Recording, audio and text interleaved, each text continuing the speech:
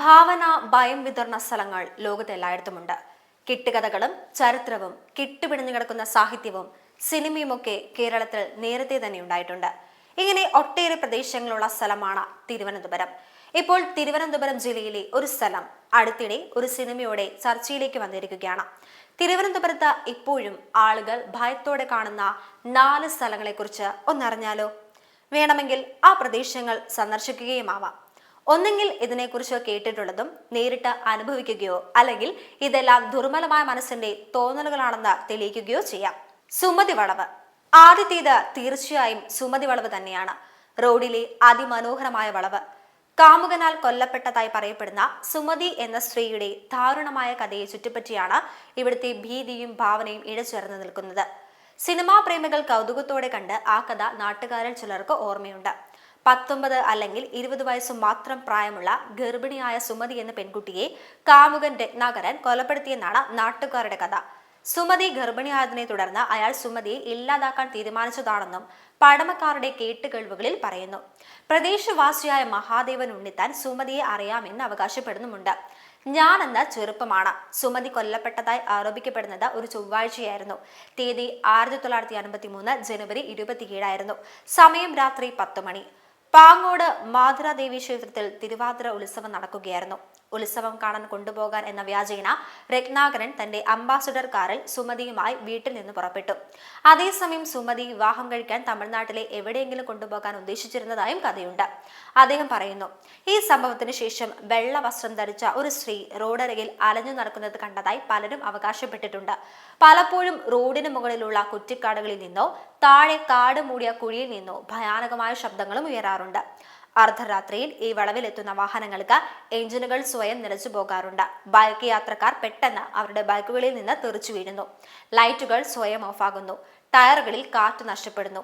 ഇങ്ങനെയുള്ള കഥകൾ കാട്ടുതീ പോലെ പടർന്നപ്പോൾ പകൽ വെളിച്ചത്തിൽ പോലും ആളുകൾ ഈ പ്രദേശത്തു കൂടി കടന്നു പോകാൻ ഒരു കാലത്ത് മടിച്ചിരുന്നു. സുമതിയുടെ പ്രേതത്തെ ഭയന്ന് രാത്രിയിൽ ആളൊഴിഞ്ഞ സ്ഥലമായിരുന്നു ഇതെന്ന് പോലീസ് രേഖകളും നാട്ടുകാരും പറയുന്നു. ഈ ഭയത്തെ മറയാക്കി രാത്രിയിൽ വെള്ളവസ്ത്രം ധരിച്ച വ്യക്തികൾ റോഡിൽ പ്രത്യക്ഷപ്പെട്ട യാത്രക്കാരെ ഭയപ്പെടുത്തുകയും അവരുടെ പണവും വിലപിടിപ്പുള്ള വസ്തുക്കളും കൊള്ളയടിക്കുകയും ചെയ്യുമായിരുന്നു. മൂർച്ചയുള്ള വസ്തുക്കൾ റോഡിൽ സ്ഥാപിച്ച് ടയർ പഞ്ചറാക്കുക, മോട്ടോർ സൈക്കിൾ യാത്രക്കാരെ വീഴ്ത്താൻ റോഡിന് കുറുകെ കയറുകൾ നീട്ടിയിടുക എന്നിവയായിരുന്നു അവരുടെ രീതി. നാണക്കേട് ഭയന്ന് ഇരകളിൽ ഭൂരിഭാഗവും സംഭവങ്ങൾ പോലീസിൽ റിപ്പോർട്ട് ചെയ്തില്ല. മയിലും മൂട്ടിലും പരിസര പ്രദേശങ്ങളിലും പകൽ വെളിച്ചത്തിൽ കാണുന്ന പല മുഖങ്ങളും രാത്രിയിൽ സുമതിയായി രൂപാന്തരപ്പെടുന്നതായി തോന്നി. മഹാദേവൻ ഉണ്ണിത്താൻ പറയുന്നു. സിനിമ പുറത്തിറങ്ങിയതിനു ശേഷം സുമതി വളവ് എന്നത് തദ്ദേശീയനായ അർഷാദിനെ പോലുള്ള ചിലർക്ക് അഭിമാനകരമായ ഒരു കാര്യമാണ്. സുമതി ചേച്ചി ഇപ്പോൾ ഞങ്ങളുടെ അഭിമാനമാണ്. അവർ കാരണമാണ് ഞങ്ങളുടെ പ്രദേശം സിനിമകളുടെ പ്രമേയമാകുന്നതെന്ന് അവർ കരുതുന്നു. കേട്ട് കേൾവിയോ സത്യമോ ആവട്ടെ, തിരുവനന്തപുരത്തിന്റെ പ്രാന്തപ്രദേശങ്ങളിലെ ഏറ്റവും വിചിത്രമായ സ്ഥലങ്ങളിലൊന്നാണ് സുമതി വളവ്. കാവ്യാത്മകമായി ആകർഷകമായ അതിന്റെ വക്രത കടന്നു പോകുന്നവരുടെ മനസ്സിൽ ഭയത്തോടെയാണെങ്കിലും ഒരു സൗന്ദര്യം ഉണർത്തുന്നു. അടുത്തതായി ഹൈമാവതി കുളം. തിരുവനന്തപുരത്തെ ഭയവും ഭീതിയും നിറഞ്ഞ മറ്റൊരു പ്രദേശമായ സ്ഥലം കേരള സർവകലാശാലയുടെ കാര്യവട്ടം ക്യാമ്പസിലുള്ള ഹൈമാവതി കുളമാണ്. സസ്യജാലങ്ങളിൽ മൂടിയ ഈ കുളം മനോഹരമായ സ്ഥലമായിരുന്നു. കാടിന്റെ നടുവിൽ ജൂർജിച്ച വീടിനടുത്തായി നിൽക്കുന്ന ഉപേക്ഷിക്കപ്പെട്ട ഒന്നായിരുന്നു ഹൈമാവതി കുളം. വലിയ മരങ്ങളാൽ ചുറ്റപ്പെട്ട ഈ സ്ഥലം സൂര്യൻ കത്തി ജ്വലിക്കുമ്പോഴും തണുപ്പ് നിറഞ്ഞ ഇരുട്ടിലായിരിക്കും. ഹൈമാവതി എന്ന ബ്രാഹ്മണ യുവതിയെ ചുറ്റിപ്പറ്റിയാണ് ഈ കുളത്തിന് പറയാനുള്ള കഥ. കാമുകൻ ബ്രാഹ്മണനല്ലാത്തതിനാൽ ഹൈമാവതിയുടെ കുടുംബം അയാളെ കൊലപ്പെടുത്തി.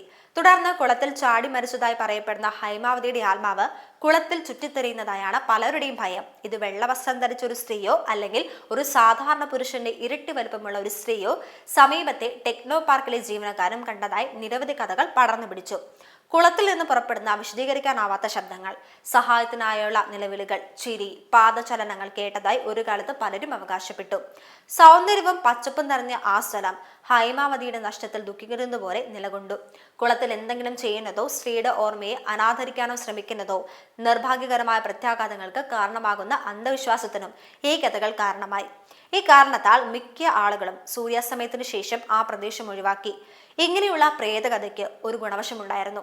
മനുഷ്യന്റെ കടന്നുകയറ്റത്തിൽ പെടാതെ ഈ കുളം സസ്യ ജന്തുജാലങ്ങളുടെ ആവാസ കേന്ദ്രമായി മാറി. 2018 യൂണിവേഴ്സിറ്റി സ്റ്റുഡൻസ് യൂണിയന്റെയും SFIയുടെയും നേതൃത്വത്തിൽ ഒരു കൂട്ടം വിദ്യാർത്ഥികൾ രാത്രിയിൽ വിളക്കുകളുമായി കുളത്തിന് ചുറ്റും ഒത്തുകൂടി. ഹൈമാവതി ഒരു മിഥ്യയോ സത്യമോ എന്ന വിഷയത്തിൽ ചർച്ച നടന്നു. ടെക്കുകളും നാട്ടുകാരും ഒക്കെ ഇതിൽ പങ്കെടുത്തു. 2 മണിക്കൂർ നീണ്ടുനിന്ന ചർച്ച അവസാനിച്ചത് പ്രേതകഥ പൊളിച്ചെഴുതേണ്ടതിന്റെ ആവശ്യകത നാട്ടുകാർക്ക് ബോധ്യപ്പെട്ടതോടെയാണ്. പിന്നീട് കുളത്തിന്റെ നവീകരണത്തിനായി അധികാരികൾ 15 ലക്ഷം രൂപയും അനുവദിച്ചു. നിലവിൽ ഇവിടുത്തെ പ്രേതകഥ വെറും കഥയായി മാത്രം ചുരുങ്ങി. ഈ സ്ഥലം അതിന്റെ നിഗൂഢമായ ഭംഗി ഇപ്പോഴും നിലനിർത്തുന്നു. ബോണേക്കാട് എസ്റ്റേറ്റ് 25 GB ബംഗ്ലാവ് തിരുവനന്തപുരത്ത് നിന്ന് ഏകദേശം 50 കിലോമീറ്റർ അകലെ പൊന്മുടി റൂട്ടിൽ വിശാലമായ പ്രേതഭവനമുണ്ട്. ഇത് കേരളത്തിലെ ഏറ്റവും കൂടുതൽ പ്രേതബാധയുള്ള സ്ഥലങ്ങളിലൊന്നായി പലരും വിശ്വസിക്കുന്നു. ഒരു കാലത്ത് 3000-ലധികം തൊഴിലാളികൾ ജോലി ചെയ്തിരുന്ന തേയിലത്തോട്ടമായിരുന്നു ഇവിടം. തേയില ഫാക്ടറി ഏകദേശം 21 വർഷം മുമ്പ് പ്രവർത്തനം നിർത്തിവെച്ചു. ഇത് പ്രാദേശിക ജനസംഖ്യയിൽ ഗണ്യമായ കുറവിന് കാരണമായി. ഇന്ന് ഏകദേശം 150 കുടുംബങ്ങൾ മാത്രമേ ഈ പ്രദേശത്ത് അവശേഷിക്കുന്നുള്ളൂ. കുന്നിൻ മുകളിലും സൂര്യകാന്തി നദിക്കടുത്തുമാണ് ഈ എസ്റ്റേറ്റ് സ്ഥാപിതമായത്. തുടക്കത്തിൽ ബ്രിട്ടീഷുകാരാണ് ഇത് പരിപാലിച്ചത്. ഈ സ്ഥലത്തെക്കുറിച്ച് ധാരാളം കഥകളുണ്ട്. അവ ബ്രിട്ടീഷ് കാലവുമായി ബന്ധപ്പെട്ടിരിക്കുന്നു.